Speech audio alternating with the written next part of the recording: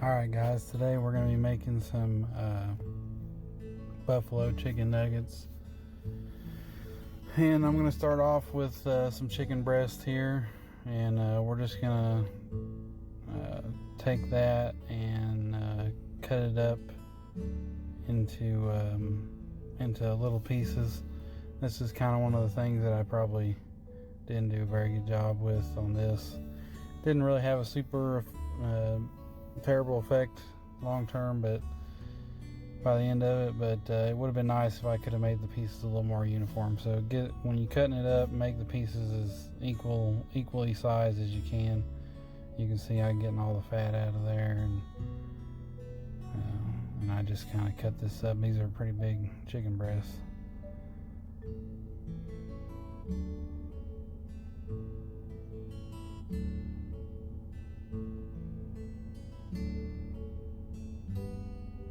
And you just cut it into cubes, whatever you want to cut it into. It's not really that important, the shape. So there you go. There's them all cut up. And the first thing we're going to add is some black pepper, then some garlic powder. Not really measuring it, just sprinkling it on there. Then some salt, of course.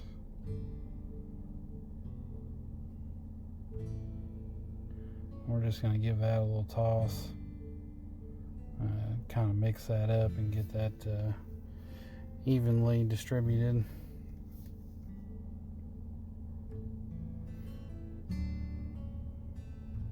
I find it's just a lot easier just to wear gloves and do this with your hands.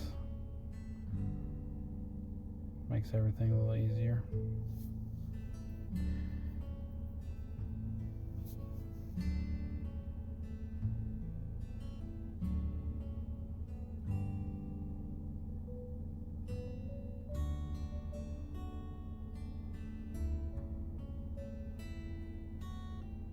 Next thing we're going to do is add our sauce, Frank's Red Hot buffalo sauce,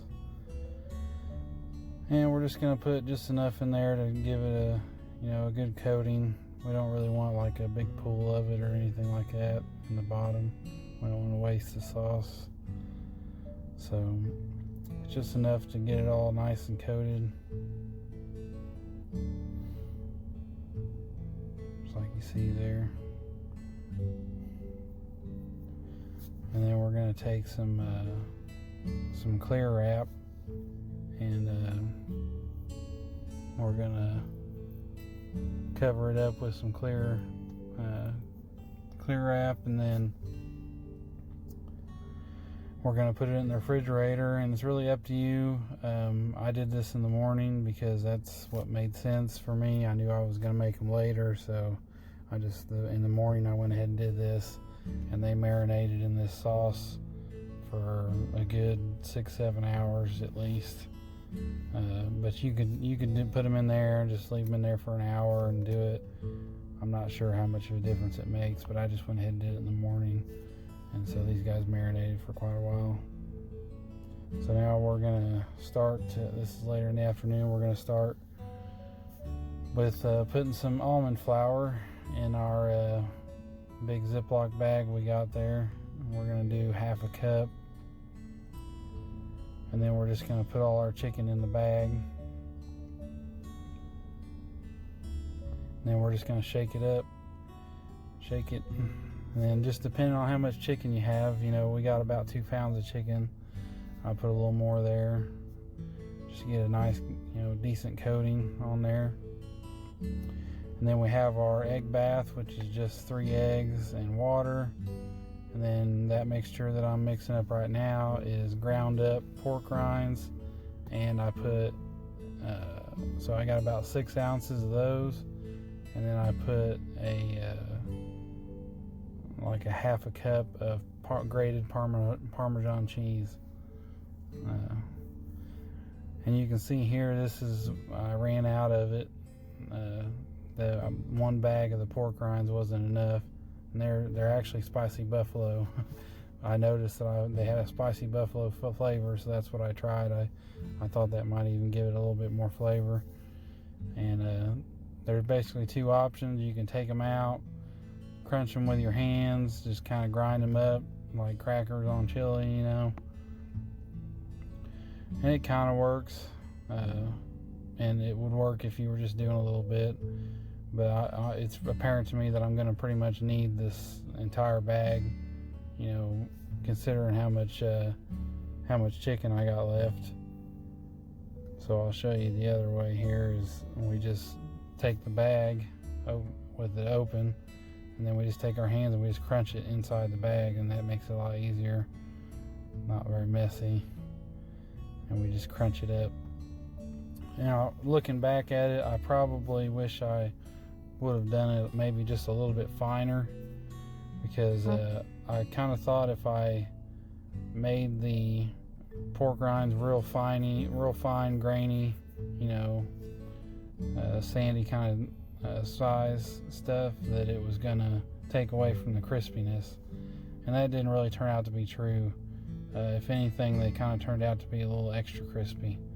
So if anything, I would probably, if I had to do anything different, it would probably be that I would grind these up a little better maybe, but it still turned out fine. It just depends on how you like it. If you like it a little crunchy, then it's really not a problem.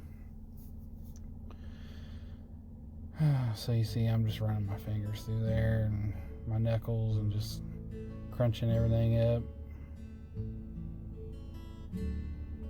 And these also are a really good snack, you know, if you're on a keto diet. They're a no carb snack that you can eat on all the time if you want. And I just think this is a really interesting application for it, just to use as part of the breading for our fried chicken, our low carb fried chicken. And it's even better that it's spicy buffalo flavored. So here you see me putting the Parmesan in. Measure that out. Dump a little too much.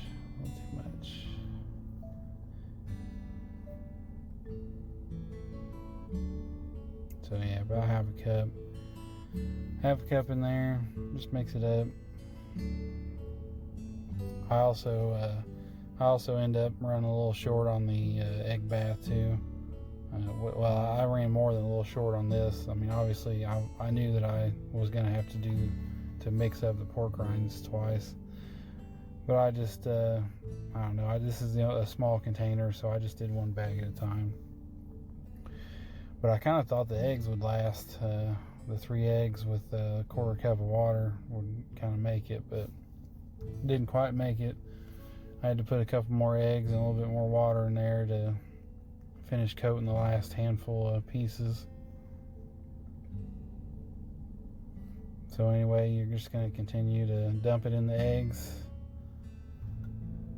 After you've rolled it in the almond flour in the bag, you're dumping in the egg, roll it around the egg, and then, you know, put it in the pork rinds. And then by the end of it, you can see there that those 2 bags were exactly the right amount, because that's what I have left over. So after we've got it all breaded, rolled around, we're going to put it in the refrigerator for at least a good 10-15 minutes, and we're going to start heating our oil up. And we're sitting it in the refrigerator just to kind of let that, you know, breading kind of set up and just kind of, you know, stick to the chicken. I use this little strainer thing here because I was thinking I was just going to put it in there, and I was going to put it in there and pick it back up every time, but I ended up finding my tongs that I couldn't find earlier, and so I just left it in there. I don't even know, I didn't need it. You don't need to use that. I just got lazy and I didn't pull it back out of there after I found my tongs. And you'll see it here. You see, I found my tongs, so you can just pull it right out. I put it in a bowl with some paper towels to help the oil drain off. And the extra thick ones, some of the thicker ones, I cut them in half just to see if I'm cooking all the way through, so I can figure out what time is good, you know. So I cut one of them in half here just to check and make sure we're good as far as cooking all the way through the chicken. And I settled on about 4 to 5 minutes, just depending on how thick they were. And so now we're going to sauce them up after they're done frying. I just stick them in a bowl, then I dip the sauce over top of them,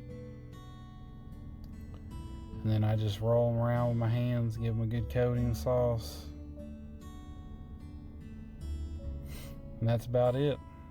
And these things were really extremely tasty. The buffalo, it's kind of a little overpowering, but they taste excellent, and they're nice and crunchy. Just great flavor. They taste like fried chicken. So that's going to be it for this one. I appreciate everybody watching. See you next time.